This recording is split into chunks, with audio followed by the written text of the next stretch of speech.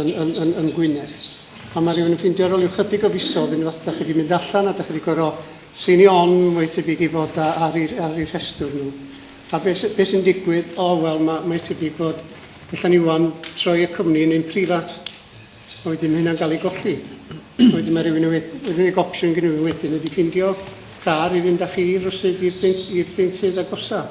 Wel, mae am broblem yn y ffaith na da ni methu glir a fod yn yr holl arian sy'n mynd i mewn i'r gwasanaeth fod yn sicr na fyswn ni'n canolbwyntio ar y pobl bosib sydd ddim yn mynd i'r deintydd o gwbl. Ac yna ti fod mae hynna'n achosi pyn o boen beth bynnag yn ni. Gan i, Hywel? Can I answer your question directly?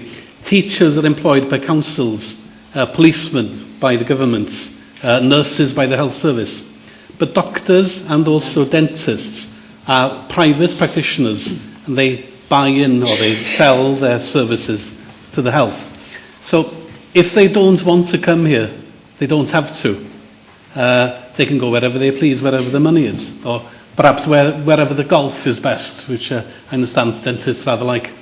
So one of the ways around this is actually for the state to employ more dentists directly as they employ policemen or teachers or nurses. And then we can say, well, these dentists are going to work in this area, and perhaps even some of these doctors would be working perhaps in some of these valley communities where they find it very difficult to find doctors to move in. So I think more directly employed dentists would be a great help. Is that a satisfactory answer, Alan? Yeah, that was good. Da iawn. Ar tro mae Ashley, di Ashley yna? Pwy di Ashley, mae ni. Ar cwestiwn ynglyn addysg, ia? Ydych maes chi, Ashley, gan i'r cwestiwn? Why is the other learning grant less than education maintenance allowance? I'm willing to give a guess, but again, this is my personal opinion. One thing could be that the fact that in Gwynedd and Lorn, 85% of young people who leave full-time education, that is year 11, secondary school, stay on in some sort of education. Therefore, obviously, a lot of money is actually put there. Whilst, even though there's a greater need to have adults to relearn, to retrain, less are actually going on to, if it's part-time, full-time education. That could be one of the reasons. But other than that, I honestly would not know, and I would have to ask the question in terms of the government policy. Sharon yn ddewr iawn yn mentro ateb fod o'n faes dyrus i Iwan. Just nodi bod yr allowance mewn ffordd yn cael ei osod ar lefel genedlaethol a dim ar lefel lleol.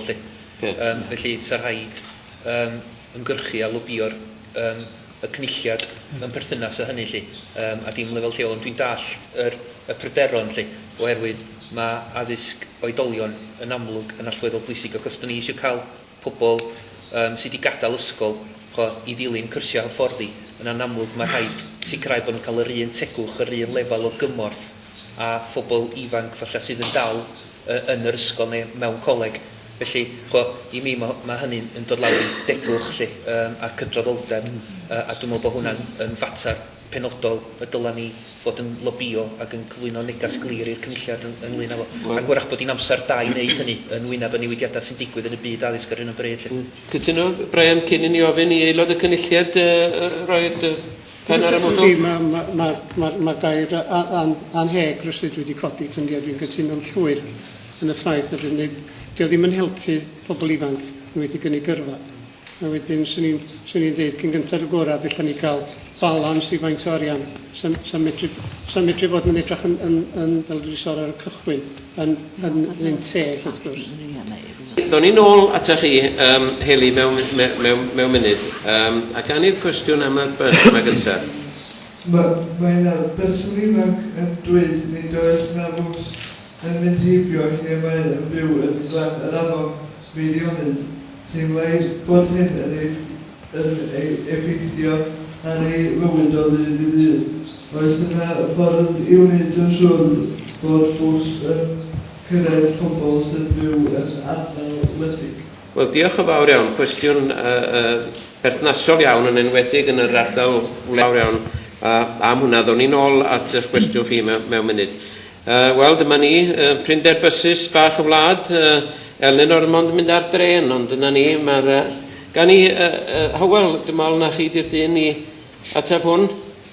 Na i ateb yn y cystal y medre mater i Gardydd ydy bysys, ond fel mae'n digwydd bod, lle de. Mae'n anodd iawn mynd o gwmpas yn gefn gwlad, beth bynnag tydi.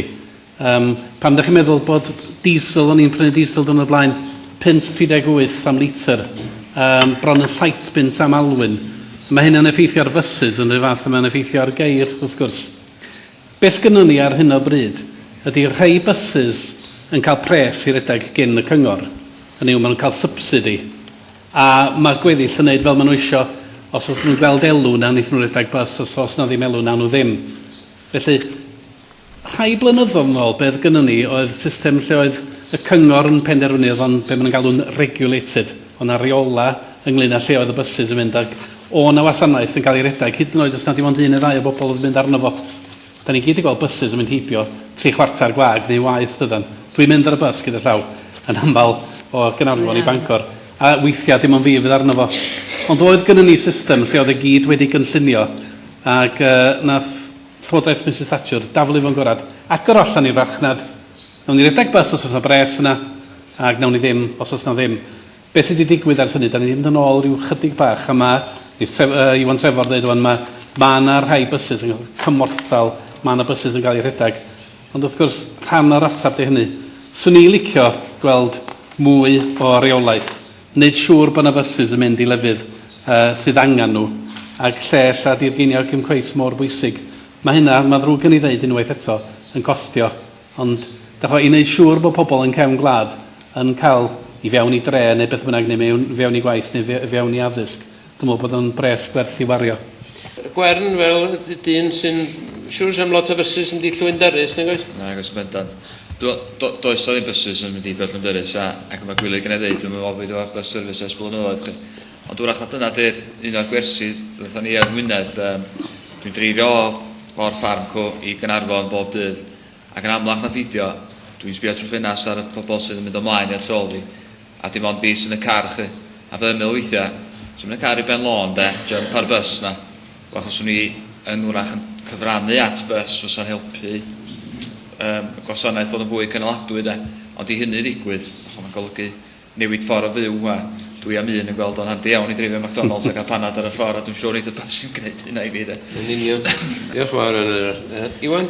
Bob tro da ni'n cynnal rhyw fath o drafodaeth o bobl ifanc, bob tro mae yna grŵp ffocws neu trefniadau o ran ymgynghori, mae y maes cludiant yn dod i fyny dro ar ôl tro. Yn sicr mae pobl ifanc yn teimlo'n gry iawn ynglyn â materion cludiant a mynediad i fysys ac yn y blaen. A beth i pobl ifanc ddim yn dall ydy, sut mae pobl hŷn yn cael y concessionary bus fares, a dydy pobl ifanc ddim, lle. A mae hwnna yn poeni lot o bobl. Ond mae'r farchnad yn gyrru hyn, lle. Mae cwmnïau bysys yn canolbwyntio lle mae'r farchnad, ac wrth gwrs, y broblem ydy, da ni'n cael ein anodd iawn cael darpariaeth mewn ardaloedd fel Meirionnydd a Gogledd Môn, oherwydd bod y farchnad ddim mor gry. Ond eto pwynt i bryderu amdano fo'n y dyfodol, efo toriadau mewn gwasanaethau cyhoeddus. Yr hyn sydd am ddigwydd mewn lot o awdurdodau ydy bod gwasanaethau cymdeithasol ac addysg i ryw raddau yn mynd i gael ei gwarchod, ond mae'r toriadau yma, gwasanaethau fel cludiant a trafnidiaeth cyhoeddus yn mynd i wynebu, yn mynd i fod reit sylweddol. Felly mae yna andros o waith i wneud i warchod gwasanaethau fel y gymanw heb sôn am ei datblygu nhw ymhellach yn y dyfodol. Felly mae hwnna yn rhywbeth i ni gadw llygad arno fo a gwneud yn siŵr bod y ddarpariaeth yn cael ei gynnig yng nghefn gwlad. Sharon? Ond ychwanegu un peth mewn ffordd, mae'r ffaith hefyd bod rhywun yn byw mewn ardal wledig, mae'n cyfrannu at yr agenda nid, sef pobl ifanc sydd ddim mewn addysg hyfforddiant na gwaith, ac yn sicr mae'r ffaith bod rhywun yn byw mewn ardal wledig ac yr rhwystyr ydy cyrraedd y lle gwaith yn y lle cyntaf o fewn amser penodol yn cyfrannu i'r ffigwr sylweddol sgynny ni o bobl ifanc sydd ddim mewn canlyniad positif, yn enwedig yn ardal Feirionnydd yn bendant. Mae hyn yn wir am gwasanaethau iechyd hefyd. Da ni'n gwybod bod ni yn weithiau'n ffeindio'n anodd cyrraedd ardaloedd gwledig. Lawr yn Meirionnydd, enghraifft llefydd fel Tywyn, lawr yn Dolgella. Ac wrth gwrs, da ni'n gwybod hefyd bod yna llai o lefydd iechyd ar gael i ni fedru fynd i gynnal cynnigar felly. Mae'n bwysig bod ni'n edrych ar sut da ni'n clymu y gwasanaethau gyd at ei gilydd. Os di rhywun methu cael bus a dyn nhw'n methu cyrraedd felly clinig iechyd, mae hynna'n amharu ar elfennau mawr o fywyd. Diolch yn fawr i chi. Mi smydwn ni mlaen, dwi'n meddwl, at gwestiwn arall. Adam Cotton, sy'n di ofyn hwn. Lle mae Adam? Draw reit yn y canol y fan cwp. Dwi'n gofyn cwestiwn o ran Adam Cotton. Gan fod llawen o'r safoedd yr heddlu cael, a fe hyn i'n golygu llai o blismyn ar y stryd. Does am penderfyniad i wneud hyd yn hyn i gau un gorsaf heddlu. So di hynna wedi cael ei wneud ar hyn o bryd. Dwi'n tybio, mi fydda ni'n sbio ar hynna, ond mae yna lot wedi bod yna papurau newydd wrth dwytha, sôn bod gorsaf heddlu Bangor yn mynd i gau, Pwllheli hefyd, o tydi hynna ddim yn mynd i ddigwydd. Efo rhifa plismyn, mae gennym ni llawer iawn, mae'r toriadau yn torri'n ddefn. Mae rai ni blismonau wahanol. Ond be rai ni gofio, mae yna blismonau mateb, sef y response policing, a hefyd pobl fel CBMs a BCSOs da ni'n nabod, a maen nhw ar wahân. A dos am newid o gwbl y ffordd da ni'n mynd i ddefnyddio y CBMs a BCSOs. Dwi'n falch bod yna bres ar gael i gadw PCSOs beth bynnag y dwyfnod nesaf. So mae nhw saff am y dwyfnod nesaf yma. Da ni'n mynd i blismonau wahanol, a falle fydda ni'n mynd troi allan i bob digwyddiad sy'n cael ei reportio fel yda ni ar y funud. Fydd yna bethau'n cael ei delio hefo dros y ffôn. Pan mae pobl y ffonio fewn, os dyn nhw'n eisiau gweld plisman neu PCSO, fydda ni'n mynd. So, da ni'n gobeithio lleihau beth da ni'n gorau wneud allan ar y stryd. Wan ta, mae yna rhifa yn mynd i lawr. Nid yn unig efo plismin, ond efo staff cymorth, y support staff da ni'n colli hefyd. A'r ffigurau dwi wedi gael, fydd yna un allan o bob 9 plisman yn mynd, ac un allan o bob 7 staff cymorth yn mynd. Dyna pa mor ddefn mae'r toriadau yn ffeithio na ni a ffordd da ni'n mynd. Ond cybellad am y gorsaf heddlu, dos am byd i benderfynu fe hynna ar hyn o bryd. A yn yr ardal yma'n enwedig yng Ngogledd Cymru, mae'r ha mewn llefydd gwledig llawer iawn mwy prysur na mewn yn y Gaea. Os da ni'n angen gorsaf heddlu'n benllech neu'n Abersoch yn y Gaea, da ni angen yn y ha. So mae rai ni blismona felly, a bod yna pa mae'r angen yna i ni fod yna.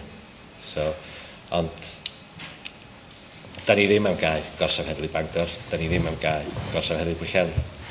A fel dwi'n dweud, da ni'n wedi penderfynu cau un ar hyn o bryd. Diolch Keith, ond felly dyna ddewid pendant, dim un orsaf heddlu'n cau, ond llai o blismyn ar y stryd. Gai ofyn un peth fy hun yma hyn, o'n i'n darllen dwrnod y blaen yn y papur. Ydy o'n gywir bod plismyn yn mynd i edrych fatha plismyn eto yn y gogledd yma? Achos da nhw wedi mynd i edrych fe ryw riot squad ar un adeg dan dernasiad flaenorol na ni ddim manylu amdani. Ydy plisman yn mynd i edrych fel oedd yn y Westolwm? Mae baseball caps di fynd. Diolch beth. Dwi'n falch o wedi dweud. Enwedig i'r wyn oed fi. Mae'r wisg, mae gennym ni gwisg ffurfiol a wedyn gwisg operational. So, atha, swn i'n dod yma heddiw mewn gwisg uniform, swn i'n dod yn yr un ffurfiol, swn i'n dod efo'r grysau dyn ac yn y blaen. Ond maen nhw'n ffeithiol iawn allan yn gweithio fel blismyn. Maen nhw'n gyfforddus, maen nhw'n sgafnach, maen nhw'n gnesach, so maen nhw'n lot o resymau cadw nhw. Ond hefyd maen nhw'n le i weld blismyn edrych na blismyn o ti'n dweud. Diolch am hwnna, Keith. Un gan Ben Jackson, di Ben yma?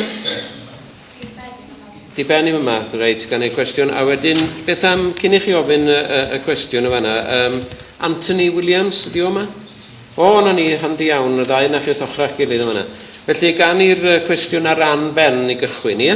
There is no temporary accommodation available for young people who have no issues like drug and alcohol abuse. What are you doing to improve services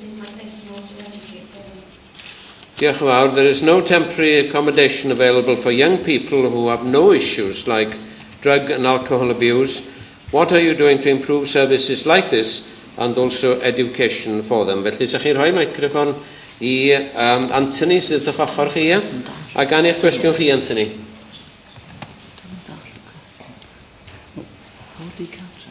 Why should people who go to prison